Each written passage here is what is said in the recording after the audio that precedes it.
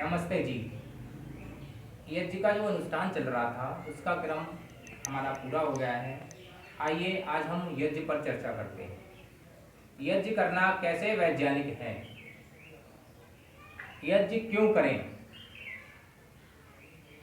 तो यज्ञ करने से हमारा वातावरण शुद्ध होता है और हमें जब वातावरण हमारा शुद्ध होगा तब हमारा स्वास्थ्य सही होगा, तब हमारा मानसिक और शारीरिक रूप से विकास होगा। यज्ञ ना करें और यज्ञ करने से हमें पुण्य प्राप्त होता है और यज्ञ ना करने से हमें पाप प्राप्त होता है। क्यों प्राप्त होता है? क्योंकि जो हम श्वास ले रहे हैं, शौच आदि करते हैं,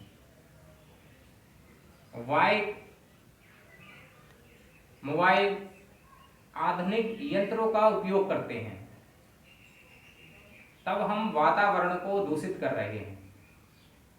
और वातावरण को दूषित करना पाप है या पुण्य है, ये आप अच्छी तरह से जानते हैं।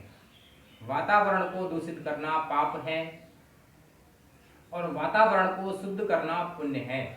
तब आप कहेंगे कि अग्निहोत्र करने से कौन सा वातावरण शुद्ध हो रहा है?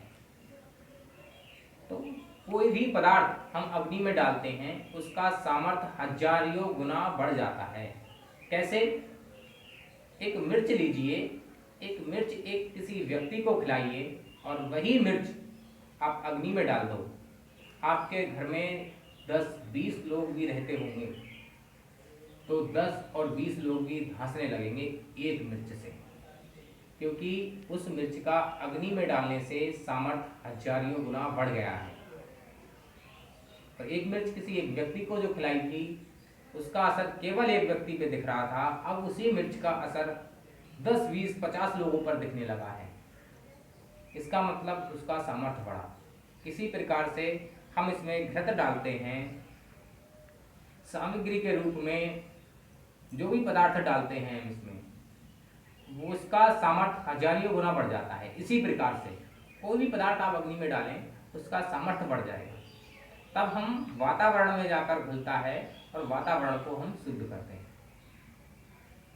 क्योंकि हम श्वास ले रहे हैं तब हम वातावरण को दूषित कर रहे हैं, समझ कर रहे हैं तब हम वातावरण को दूषित कर रहे हैं। इसका मतलब हम प्रकृति से कर्ज ले रहे हैं और बिना इस कर्ज को चुकाए ना तो हमें ईश्वर की प्राप्ति होगी और ना ही हमें मोक्ष की प्राप्ति होगी। आजकल के गुरु घंटाल जो घूम रहे हैं वो कहते हैं केवल ईश्वर का के जाप करने से ही हमें ईश्वर की प्राप्ति हो जाएगी।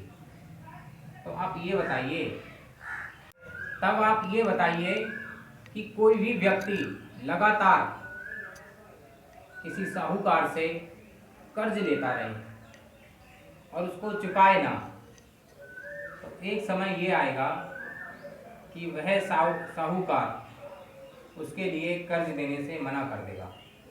कहेगा कि पिछला कर्ज चुकाइए तब हम आपको अगला कर्ज देंगे। यदि हमने इस जन्म में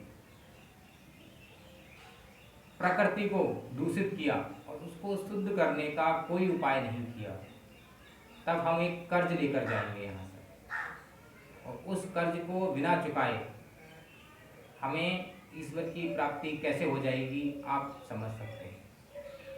उस ईश्वर की प्राप्ति भी नहीं होगी।